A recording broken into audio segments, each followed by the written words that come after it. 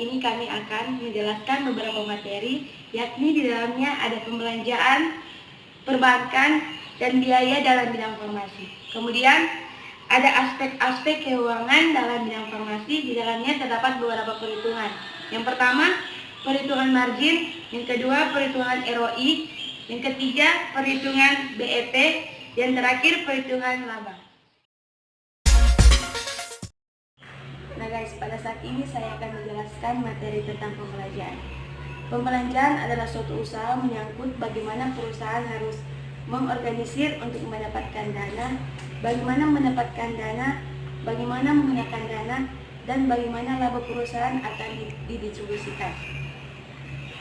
Pembelanjaan merupakan salah satu fungsi perusahaan selain personalia, pemasaran, dan produksi. Yang kedua, menurut Bambang Rianto dalam dasar-dasar pembelanjaan perusahaan, pembelanjaan adalah suatu usaha menyangkut bagaimana mendapatkan dana, bagaimana menggunakan dana, dan bagaimana laba perusahaan akan didistribusikan. Kedua jenis-jenis dari pembelanjaan. Yang pertama, ada pembelanjaan pasif aktif. Yang kedua, pembelanjaan kuantitatif kualitatif. Yang ketiga, pembelanjaan kurang. Dan yang keempat, pembelanjaan yang berlebihan. Selanjutnya mengenai perbankan. Pengertian perbankan yang pertama, menurut Undang-Undang Nomor 10 Tahun 1998, yang dimaksud dengan bank adalah badan usaha yang menghimpun dana dari masyarakat dalam bentuk simpanan dan menyalurkannya ke masyarakat dalam bentuk kredit dan atau bentuk-bentuk lainnya dalam rangka meningkatkan taraf hidup rakyat banyak.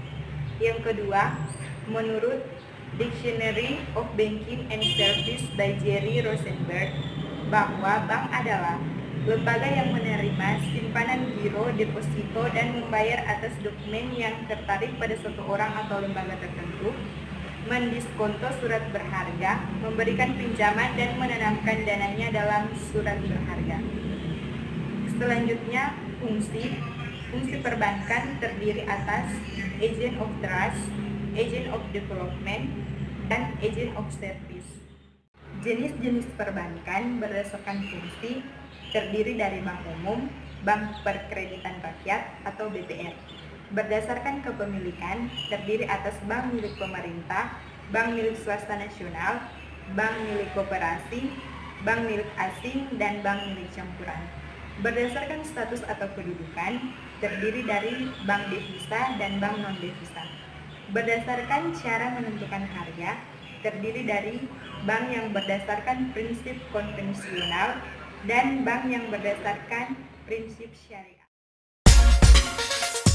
Ini saya akan menjelaskan tentang biaya. Menurut Raharja Putra tahun 2009, biaya adalah suatu pengorbanan atau juga pengeluaran yang dilakukan oleh suatu perusahaan atau juga perorangan yang bertujuan ialah untuk dapat memperoleh manfaat lebih dari aktivitas yang dilakukan itu. Menurut Mulyadi, biaya adalah pengorbanan sumber ekonomis yang diukur dalam satuan uang yang telah terjadi, sedang terjadi, atau yang kemungkinan akan terjadi untuk tujuan tertentu. Menurut Masya Kolmi, biaya adalah pengorbanan sumber daya atau nilai ekuivalen kas yang dikorbankan untuk mendapatkan barang atau jasa yang diharapkan memberi manfaat di saat sekarang atau di masa yang akan datang bagi perusahaan. Biaya digolongkan menjadi dua.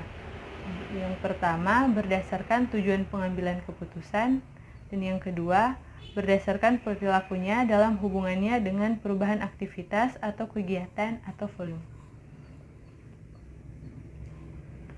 Untuk golongan yang pertama, berdasarkan tujuan pengambilan keputusan, menurut Supriyono tahun 2011, berdasarkan tujuan pengambilan keputusan manajemen, biaya dapat dikelompokkan ke dalam biaya relevan dan biaya tidak relevan. Biaya relevan merupakan biaya yang terjadi pada suatu alternatif tindakan tertentu, tetapi tidak terjadi pada alternatif tindakan lain. Biaya relevan akan mempengaruhi pengambilan keputusan. Oleh karena itu, biaya relevan harus dipertimbangkan dalam pembuatan keputusan. Biaya relevan ini mempunyai ciri khusus, yaitu biaya relevan merupakan biaya masa yang akan datang, bukan biaya masa lalu. biaya yang berbeda antara dua alternatif atau lebih yang mempengaruhi pengambilan keputusan. Yang selanjutnya, biaya tidak relevan. Biaya tidak relevan merupakan biaya yang tidak berbeda di antara alternatif tindakan yang ada. Biaya tidak relevan ini tidak mempengaruhi pengambilan keputusan dan akan tetap sama jumlahnya tanpa memperhatikan alternatif yang dipilih.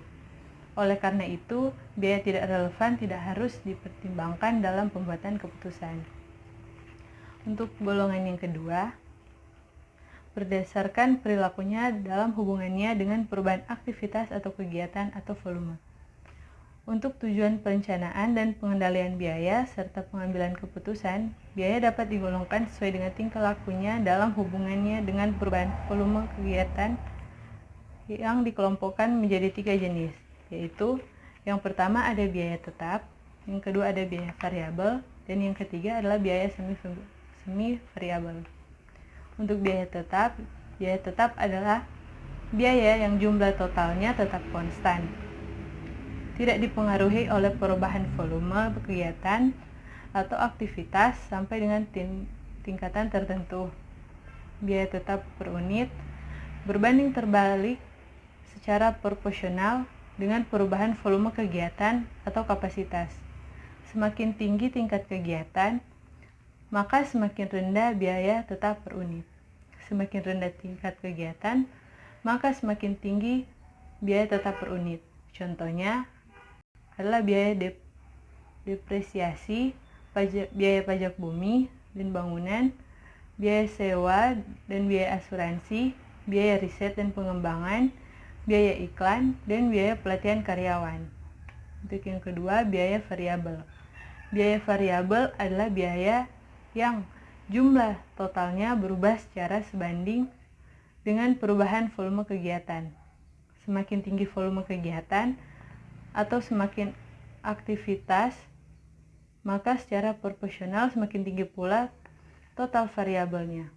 Semakin rendah volume kegiatan, maka secara proporsional atau secara sebanding semakin rendah pula total biaya variabel. Contohnya adalah biaya bahan baku dan biaya promosi. Dan yang ketiga adalah biaya semi variabel. Biaya semi variabel ini adalah biaya yang mempunyai elemen biaya tetap dan biaya variabel di dalamnya. Elemen biaya tetap merupakan jumlah biaya minimum untuk menyediakan jasa, sedangkan elemen biaya variabel merupakan bagian dari biaya semi variabel yang dipengaruhi oleh volume kegiatan. Biaya semi variabel jumlah totalnya berubah sesuai dengan perubahan volume kegiatan.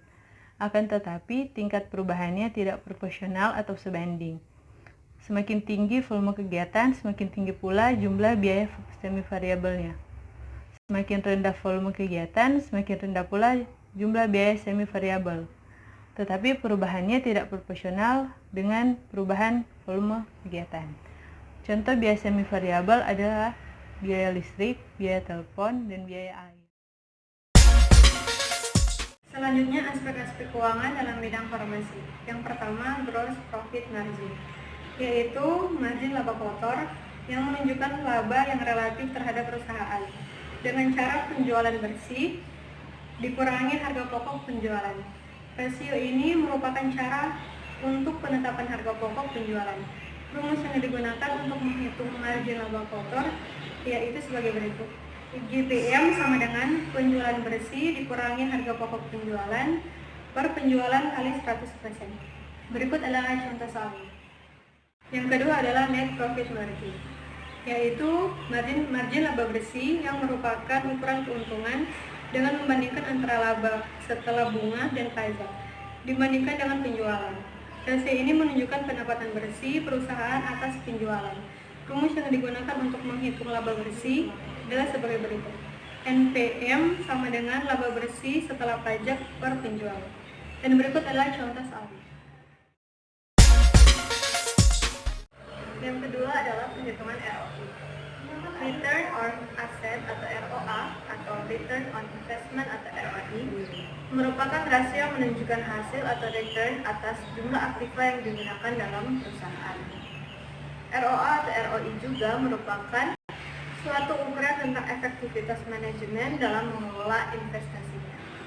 Di samping itu, hasil pengembalian investasi menunjukkan produktivitas dari seluruh dana perusahaan, baik modal pinjaman maupun modal sendiri. Semakin kecil atau rendah rasio ini, semakin kurang baik, demikian pula sebaliknya. Artinya rasio ini digunakan untuk mengukur efektivitas dari keseluruhan operasi perusahaan. Rumus yang digunakan yaitu ROA sama dengan laba bersih setelah pajak dibagi dengan total assessment dikalikan 100%. Berikut adalah contoh soal. Ketiga adalah perhitungan BEP. Analisis break-even point atau BEP merupakan suatu analisis yang digunakan untuk mempelajari keterkaitan antara biaya tetap, biaya variabel, dan tingkat pendapatan pada berbagai tingkat operasional dan volume produksi. BEP dapat dihitung dengan 3 cara, yaitu break-even point produksi dengan rumusnya sama dengan FC per P kurang AVC, dengan keterangan FC sama dengan fixed cost atau biaya tetap, AVC dengan yaitu average variable cost atau rata-rata biaya variabel, dan P adalah harga produk. Yang kedua, break-even point produksi dengan rumusnya sama dengan TC per Y, dengan keterangannya TC sama dengan total cost atau total biaya, Y sama dengan produksi. Dan yang ketiga, break-even point dalam satuan uang penjumlahan rupiah.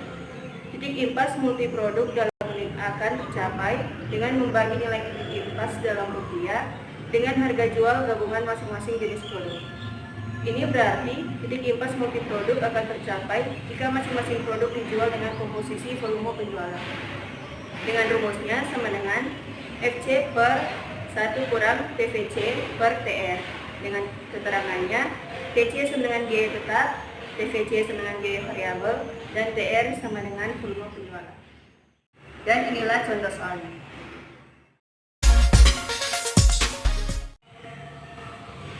Dan yang keempat, perhitungan laba. Menurut Charles Thomas Horngren, pengertian laba adalah kelebihan dari pendapatan dibandingkan dengan total beban, atau disebut juga dengan keuntungan bersih. Dan menurut N. Nafarin 2007, pengertian laba adalah perbedaan antara pendapatan dengan keseimbangan biaya-biaya dan pengeluaran untuk periode-periode tertentu. Dan adapun rumus laba terdiri atas laba kotor dan laba bersih. Laba kotor adalah suatu pengukuran laba usaha sederhana dilakukan dengan membandingkan total pendapatan, penjualan bersih, dan harga pokok penjualan. Rumus laba kotor adalah laba kotor sama dengan TPPB kurang HPP. TPPB adalah total pendapatan penjualan bersih. HPP merupakan harga pokok penjualan. Berikutnya, laba bersih. Laba bersih adalah kelebihan keseluruhan pendapatan penjualan bersih terhadap seluruh biaya yang meliputi harga pokok penjualan, beban operasi, bunga, dan pajak penghasilan.